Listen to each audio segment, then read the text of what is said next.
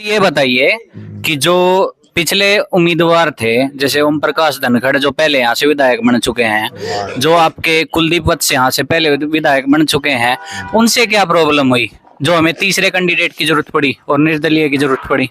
क्योंकि ये भी किसी पार्टी में ही मिलेंगे लास्ट में। हाँ, मिलना तो पार्टी में। आप बताओ। सरकार बनेगी, जो सरकार बनेगी उनको समर्थन देना तो जरूरी है जी, ठीक है, ताकि उनके हल्के का काम हो। ग्रांट तो सरकार ही देगी ना जी ऊपर से। जी बिल्कुल। फिर समस्याएं क्या थी पिछले? अगर सरकार में मिलना है तो काम तो सरकार को करना है, तो समस्याएं क्या रही पिछले जो उम्मीदवार हैं, जैसे आपके कांग्रेस के जो कुलदीप वत्स हैं और जो बीजेपी के आपके ओपी धनखड़ जी हैं, उनसे समस्याएं क्या रही? गांव में किया क्या नहीं उन्होंने, ये बताओ ना आप।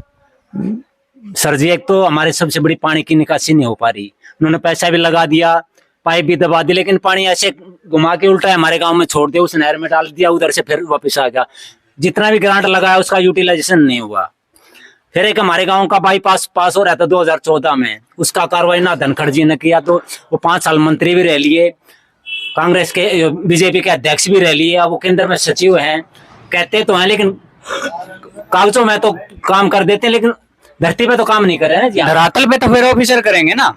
नहीं तो वो ऑफिसर तभी करेंगे जो करवाएंगे जी। तो उनसे आप कभी पंचायत इकट्ठी होके गई है आपके गांव की? हमारे गांव में आए तभी भी उनको बताया भी ऐसे ऐसी समस्याएं जी, कॉलेज आदम पड़ा है हो गए हैं जी, अब बाईपास रुका पड़ा है, पानी का समाधान के लिए बोला, तो सरपंच मेरा भाई था, उन्होंने जो है ना उनको अब ग्रांट दिया। भाई भी खा गया होगा, लेकिन काम तो उन्होंने ऐसा नहीं किया जो पानी का निकास हो जाए गाँव का। तो आरटीआई लगाई आपने? हाँ, मैंने तो नहीं लगाई, लेकिन गाँव वालों ने लगाई है उनकी।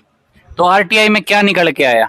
बस आरटीआई में उनका भाई जो उन्होंने मिलावट करी है, तो कुछ खाया, वो बता रहे हैं कि भी वो निकला है, ये उन्होंने मिलावट करके कुछ ग्रांट में अपना खा के काम नकली कराया है। क्योंकि देखो जी, हम आपसे पूछ रहे हैं, हम ये चीजें हो सकेगा अगर हमें इंटरव्यू मिलेगा धनखड़ जी से भी पूछेंगे और हम कुलदीप वत्स जी से भी पूछेंगे ये चीजें। मेरे को बुलाना जी, मैं उनसे भी सवाल करूंगा, धनखड़ जी से भी। मैं वही इसलिए आपसे पूछता हूँ।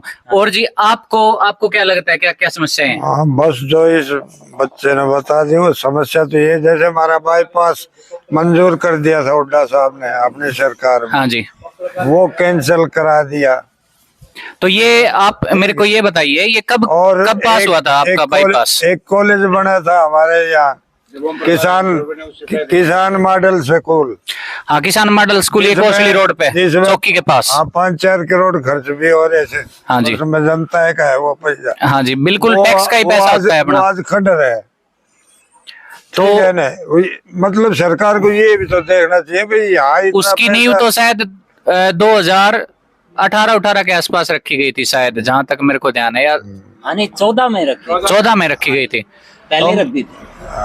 तो मतलब आपका कहने का मतलब ना बीजेपी सरकार ने किया, दोबारा अभी कांग्रेस के सांसद है ना, इन्होंने कुछ किया। इन्होंने भी देखो, अब ये तो पहले तो बन गया जिनको कुछ तो ग्रांट मिलती होगी ना। इनको साल के 5 करोड़ रुपए जो ग्रांट मिलती है वो तो हर एक एमएलए की होती है। तो जी उस ग्रांट का हिसाब दे तो भाई, तुमने कहाँ कौन से गांव में, बादली हल्के के जितने भी गांव है, किसी गांव में इन्होंने विकास किया, उनके कुछ तो सबूत दिखाओ जी हमारे को।